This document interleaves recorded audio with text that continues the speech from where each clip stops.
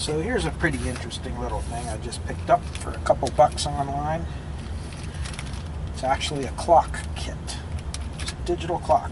Something fun, something to put together quick with my son. I bought a couple of these and I'll show you what I got here. Okay. So when you get all these pieces, here's what you get for a schematic. This is all the instructions you get, and I don't know about you, but I can't read any of this. And however, they do show, and it is screened on the circuit board, each component and where it goes. They kind of give you a little indication what component is what value. So basically all you do is just match up the parts to the little silk screenings in there, and you solder them in place. And supposedly, I read online, you have 3 buttons, S1, S2, and S3. One of them is supposed to change the mode. This thing is supposed to have a clock, an alarm, a stopwatch, and a countdown timer. And one of these flips through the modes, and the other ones adjust the numbers up and down. So we'll put it all together and take a look at it and see what we got. I'll solder everything up and we'll take a look at it. Okay, so here we are. This is what we've come up with, and I'll talk about this part here in a minute, this right here. But this is basically what it looks like when you get it put together. Pretty simple. My son actually soldered this up together. He did a pretty good job, if I have to say so myself. What do you think? Not too bad, huh? Okay. So, very simple circuit. They have an input. It can take anywhere from 5 to 12 volts DC, from what I've read. The little buzzer for your alarm right here. And you have an input and output, and I'm not sure what those are for. I don't know if those are for programming it or, programming this little chip. This is a Amtel programmable chip, as you can see. I hope you can see that. Not much to it. Little crystal. Pretty simple thing to put together. Just something you could do with your kids to get them started with electronics and the soldering and things like that. You do need a power supply, so we made up just a really simple power supply. Nothing special here. I'm just using a dropping resistor. I guess I could have put in a 7800 series linear regulator and gotten all fancy, but this does the job.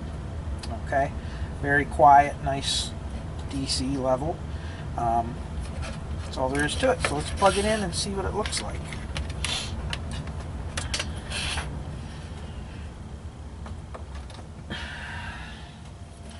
So as you can see, there's your clock, and if we push the button, flashing means that we're going into set mode.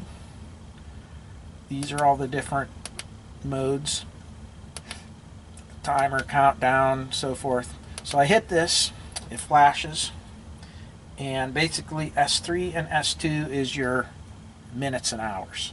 So if I hit S2, we can adjust our time. As you can see, it's about 7 o'clock.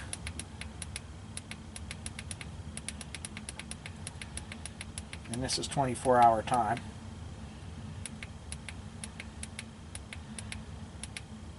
All right.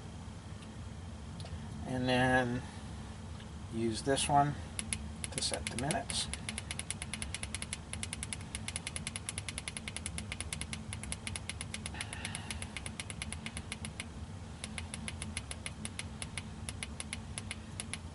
Go. Hit it again, and there it is.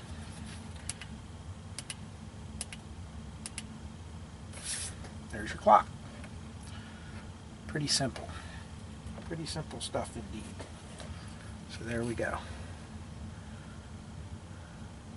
So it's just a lot of fun. I know this is just a couple little minute video.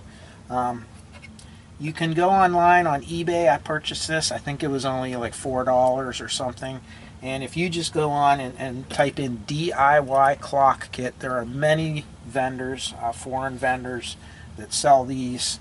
They all look the same. There's a couple different variants of them. They all about do the same thing.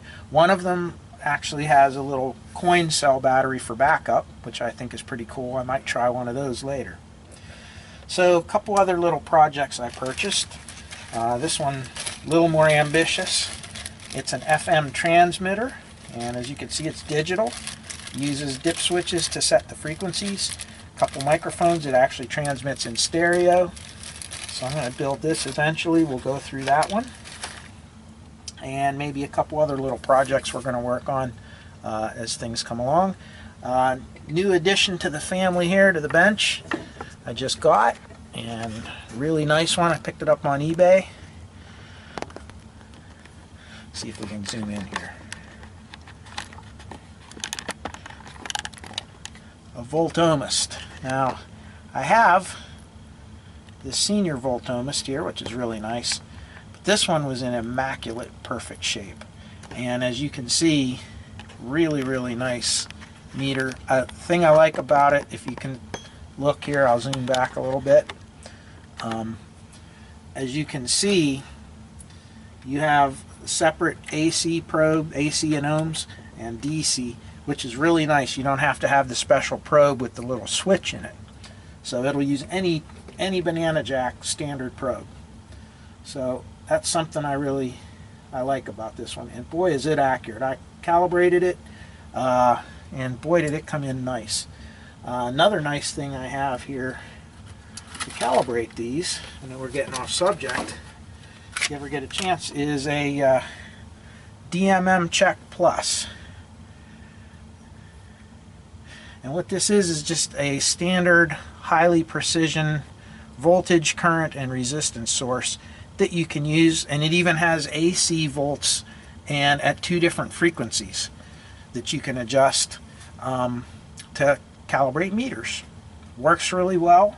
Comes with a calibration certificate and instructions, all these things, as you can see, and really nice. Get all these things online. Works really well for setting things up and for calibrating. So that's about it for now. We got some more videos to come later. I've been really busy at work, so I haven't had a lot of time to do much lately. But, well, we get some time here, we're going to work on a few more projects. So until then, have a great day.